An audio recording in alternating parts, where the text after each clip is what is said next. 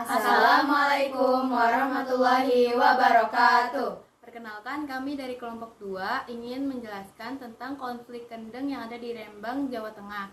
Sebelum mulai, perkenalkan, Nama saya Intan Nuraini. saya Nur Hikmah Isnaini. Saya Sekira Bezara. Saya Awauli Horunisa. Nah, di sini ada macam-macam keberagaman di Indonesia. Yang macam-macam keberagaman di Indonesia itu ada suku bangsa. Indonesia memiliki ratusan suku dengan adat dan tradisi berbeda-beda. Yang kedua ada agama, terdapat 6 agama resmi hidup berdampingan secara toleran. Yang ketiga ada bahasa, dan keempat ada budaya, beragam tarian, rumah adat, dan kesenian tradisional di setiap daerah. Dan terakhir ada mata pencarian, pekerjaan masyarakat beragam seperti petani, nelayan, dan pedagang. Selanjutnya ini ada video yang ingin ditayangkan. Keberagaman Indonesia. Indonesia merupakan negara yang memiliki keberagaman yang sangat luas. Keberagaman tersebut meliputi suku bangsa, agama, bahasa, budaya, ras, dan golongan. Terdapat lebih dari 1.300 suku bangsa dan 700 bahasa daerah yang tersebar di berbagai wilayah Indonesia. Setiap daerah memiliki adat istiadat, seni, dan budaya khas yang berkembang sesuai dengan kondisi lingkungan dan sejarahnya masing-masing. Keberagaman ini terjadi karena Indonesia terbentuk negara kepulauan yang menyebabkan masyarakat hidup terpisah dan berkembang secara berbeda. Meskipun memiliki banyak perbedaan, bangsa Indonesia tetap bersatu melalui bahasa Indonesia, Pancasila, dan semboyan Bhinneka Tunggal Ika. Keberagaman mengajarkan pentingnya toleransi, saling menghormati, dan persatuan, sehingga menjadi kekuatan untuk menjaga keutuhan dan keharmonisan bangsa Indonesia.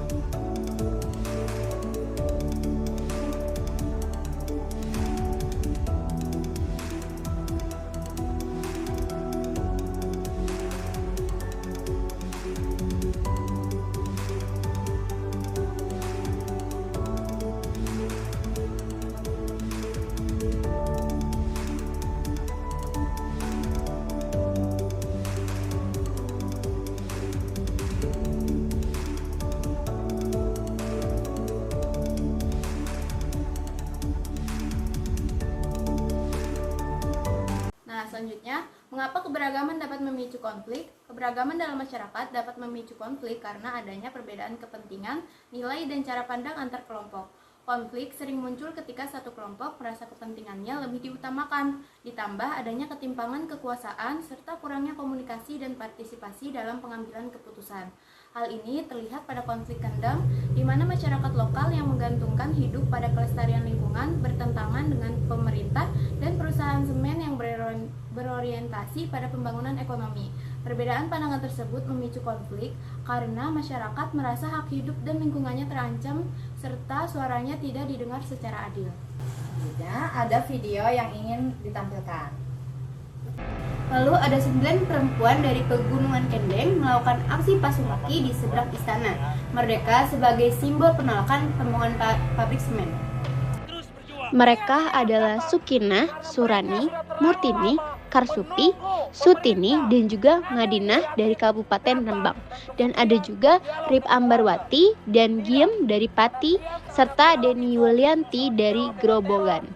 Mereka berharap Presiden Joko Widodo datang menemui dan mendengar tuntutan mereka.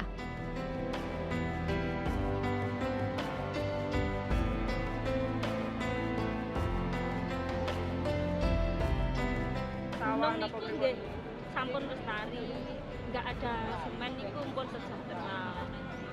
Nah mungkin nek enten semen, nggih terutama sumber mata air niku dampaknya niku nggih mati semua mata. Jadi lebih sakit ada pada semen daripada sakit ini. Jadi kula niki eling anak cucuku besok ngoten.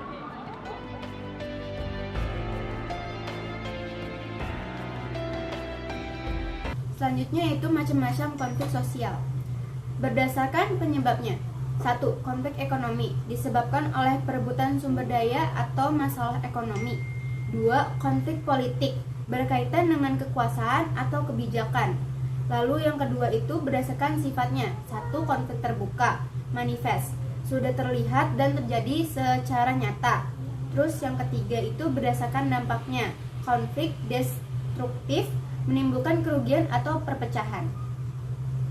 Selain itu ada solusi, yaitu setiap masyarakat memiliki hak yang sama atas lingkungan yang sehat. Oleh karena itu, pemerintah harus memastikan bahwa pembangunan industri tidak merusak lingkungan dan tidak merugikan masyarakat lokal.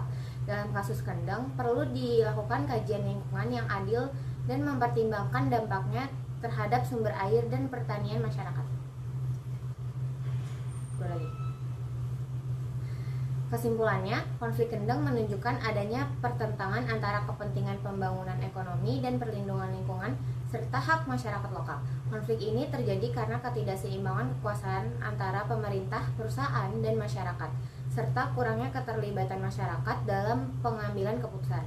Oleh karena itu, penyelesaian konflik harus dilakukan secara adil, transparan, dan melibatkan masyarakat dengan mempertimbangkan dampak jangka panjang terhadap lingkungan dan kehidupan masyarakat, bukan hanya keuntungan ekonomi semata. Sekian presentasi dari kelompok 2. Wassalamualaikum warahmatullahi wabarakatuh.